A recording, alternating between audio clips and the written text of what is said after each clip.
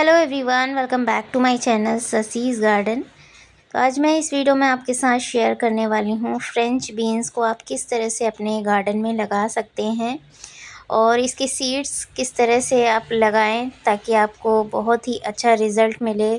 कितने दिन में इनके सीड्स से पौधे तैयार होते हैं और आपको कब इन पौधों को रिपोर्ट करना चाहिए, ये सारी जानकारी मैं इस वीडियो में आपके साथ शेयर करूँगी। और मैंने भी फ़र्स्ट टाइम ही ये फ्रेंच बीन्स के पौधे लगाए हैं, मुझे बहुत ही अच्छा रिज़ल्ट मिला है। तो स्टेप बाय स्टेप मैं आपको बताने वाली हूँ कि मैंने किस तरह से इन सीड्स को लगाया था, कहाँ से इन सीड्स को परचेज़ किया है। तो सबसे पहले बात कर लेते हैं इसके सॉइल मिक्सचर की। तो इसके सॉइल मिक्सचर के लिए मैंने थोड़ी मात्रा में वर्मी कंपोस्ट ली है और कोकोपीट ली है और ये मैं प्लेन गार्डन सॉइल ऐड कर रही हूँ। इसके बाद मैं इसमें कुछ मात्रा में साफ़ का फंगीसाइड यूज़ करूँगी ताकि जर्मिनेशन के दौरान सीड्स जो हैं ख़राब ना हो जाएं। तो इस तरह से इन तीनों का मिक्सचर मैंने तैयार कर लिया है। तो इस तरह से सीडलिंग के लिए आप इस सॉइल मिक्स को तैयार कर सकते हैं। और ये फ्रेंच बीन्स के कुछ सीड्स मैंने मंगाए थे। मैंने ज़्यादा सीड्स नहीं लगाए, फ़र्स्ट टाइम ही लगाए थे, तो मैंने एक्सपेरिमेंट के लिए 2-3 ही लगाए हैं और 3 सीड्स मैंने डाले थे। 3 के तीनों पौधे मेरे तैयार हो गए हैं और 3 पौधे पर्याप्त हैं। अगर आप 3 से 4 पौधे भी लगा लेते हैं फ्रेंच बीन्स के, तो काफ़ी अच्छी हार्वेस्टिंग आपको इस पौधे से मिल सकती है। तो इस तरह से ये जो आप पौधे देख रहे हैं, ये पौधे मेरे तैयार हो गए हैं। 20 से 25 दिन लगते हैं इस तरह से इन पौधों को तैयार होने में।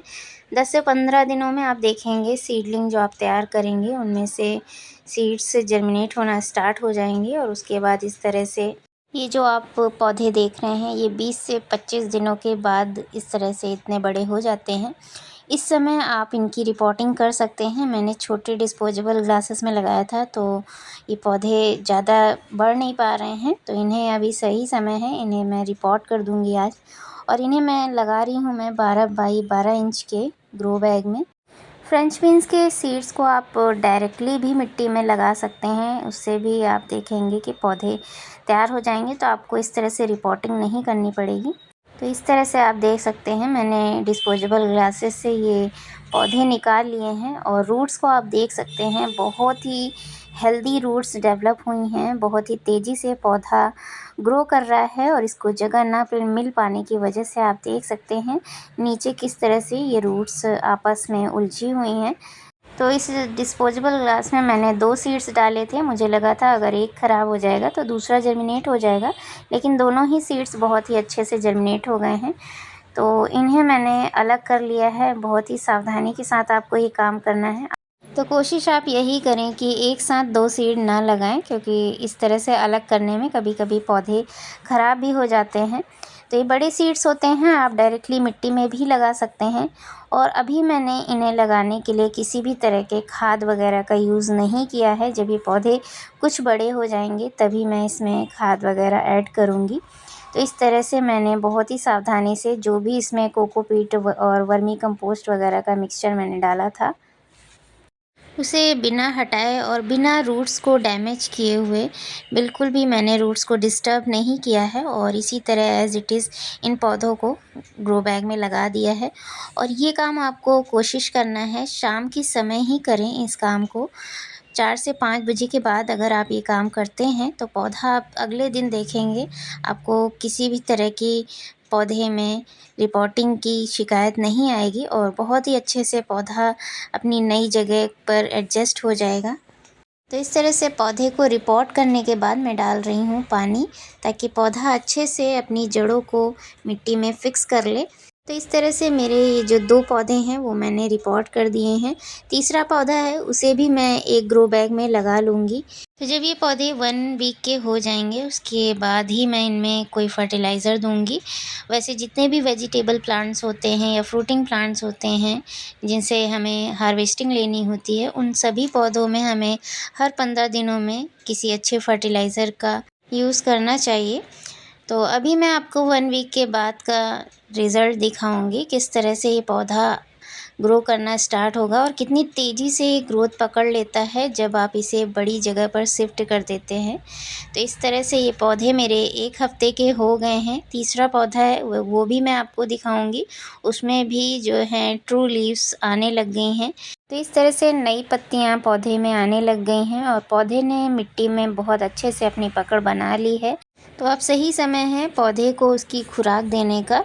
तो जब मैंने सीडलिंग तैयार की थी, वर्मी कंपोस्ट ऐड की थी और 1 मंथ हो गए हैं तब से लेकर अब तक अभी किसी भी फर्टिलाइज़र का यूज़ नहीं किया है। वेजिटेबल गार्डनिंग के लिए आप कोशिश करें ऑर्गेनिक फर्टिलाइज़र का ही यूज़ करें और जितना भी किचन वेस्ट हमारा निकलता है उससे आप लिक्विड फर्टिलाइज़र तैयार कर सकते हैं। लिक्विड फर्टिलाइज़र बहुत ही जल्दी तैयार हो जाता है या फिर आप काऊ डंग मैन्योर दे सकते हैं। वर्मी कंपोस्ट और भी अच्छा होता है। जितनी भी हमारी गर्मियों की सब्जियां होती हैं उनमें आप वर्मी कंपोस्ट भी मिक्स करके दे सकते हैं। तो आज मैं इन पौधों को काऊ डंग मैन्योर देने वाली हूँ और फर्टिलाइज़र देने से पहले आपको मिट्टी की अच्छे से गुड़ाई कर लेनी है। मैंने मिट्टी की अच्छे से गुड़ाई कर ली है इस तरह से और उसके बाद मैं इसमें कम से कम 2 से 3 मुट्ठी तक फर्टिलाइज़र दूंगी। बड़ा ग्रो बैग है और पौधे बहुत ही तेज़ी से ग्रो कर रहे हैं तो अभी इन्हें अच्छी खुराक की ज़रूरत है। तो इसके लिए मैंने काऊ डंग मैन्योर मंगवाया हुआ है। काफ़ी पुराना है और काफ़ी पुरानी ये खाद है। आप इसे नर्सरी से परचेज़ कर सकते हैं, बहुत ही कम दामों में मिल जाती है। तो जितने भी मेरे पास वेजिटेबल प्लांट्स हैं उनके लिए मैंने अभी काऊ डंग मैन्योर मंगवाया है। तो इस तरह से काऊ डंग मैन्योर में काफ़ी सारे पोषक तत्व होते हैं जो हमारे पौधे की ग्रोथ के लिए बहुत ही अच्छे होते हैं। तो फर्टिलाइज़र देने का काम भी मैं शाम के समय ही कर रही हूँ। 5 बज चुके हैं और काफ़ी अच्छा समय है। इस समय आप पौधे की रिपोर्टिंग भी कर सकते हैं। आपको बहुत ही अच्छा रिज़ल्ट मिलेगा, कभी भी पौधा मरेगा नहीं। तो इस तरह से गर्मियाँ स्टार्ट हो रही हैं और गर्मियों के समय में ये काम जब हम शाम को करते हैं तो पौधे में किसी भी तरह की हमें शिकायत देखने को नहीं मिलती है।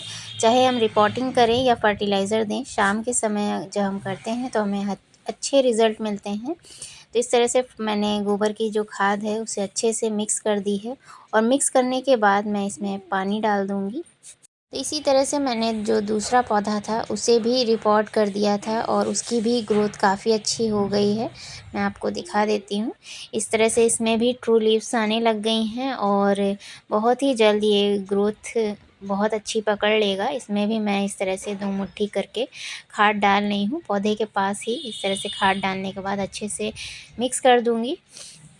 तो इस तरह से अगर आप फ्रेंच बीन्स के पौधों को लगाते हैं तो आपको बहुत ही अच्छा रिज़ल्ट मिलेगा। सीडलिंग से तैयार करने के बाद पौधे लगाएं या फिर आप डायरेक्ट मिट्टी में लगाएं। तो अगर आप ये वीडियो फर्स्ट टाइम देख रहे हैं तो चैनल को सब्सक्राइब ज़रूर कर लीजिएगा इसके अपडेट के लिए। मैं इसका अपडेट आपको समय समय पर देती रहूँगी। बेल आइकन को ज़रूर प्रेस कर लीजिएगा ताकि नोटिफिकेशन भी आप तक पहुँचता रहे।